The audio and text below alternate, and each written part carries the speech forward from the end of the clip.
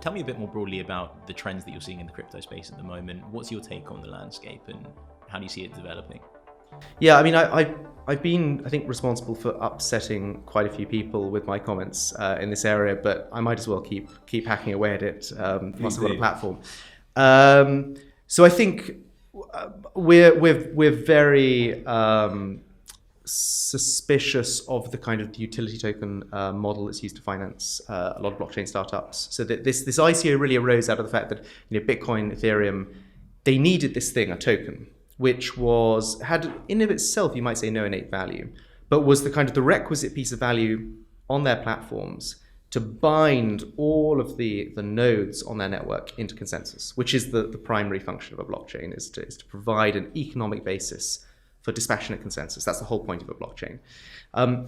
And then more startups, particularly those startups that had identified Ethereum as a platform that could be used to buy and sell goods, to create obligations. So they realized it had all these additional purposes, and then couldn't work out how to finance themselves. They wanted to try to do what Vitalik had done, which was just to raise an enormous amount of money on the back of a few promises. But they had no real use for their token.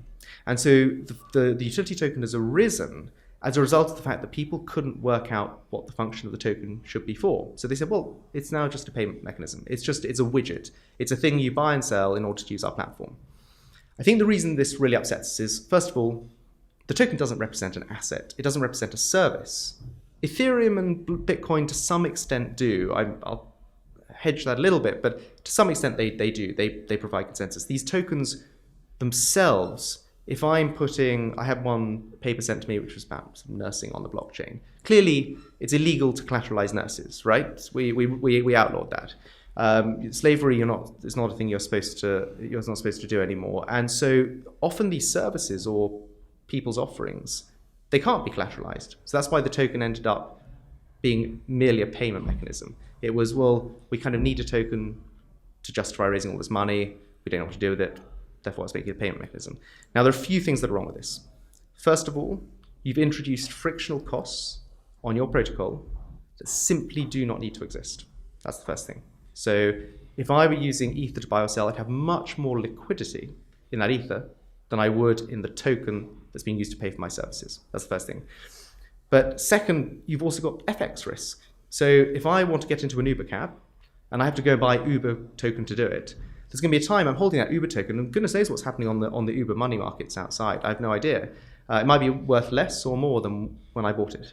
And that's a clear economic inefficiency. And the third thing, and this I think is the most the most damning indictment of the utility token, is that you're net short the protocol on which you depend for your survival. So let's put it this way. Here's the base layer. This is the Ethereum network, and you've built a protocol sitting on top of that, right? If Ethereum tomorrow becomes 10 times more efficient, then the net amount of time that anyone buying my protocol token is going to hold that token has just fallen by 90%. It's fallen by kind of order of 10 times.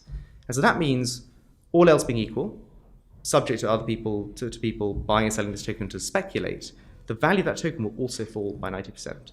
So you managed to buy this thing that, yes, to some extent is long the underlying asset, the underlying protocol that you're building, but is short the thing on which it depends for its survival. That's a crazy situation. It's economically illiterate, and I think the utility token in its most basic form will go away. It'll be a blip in history, but it'll be a very expensive blip in history.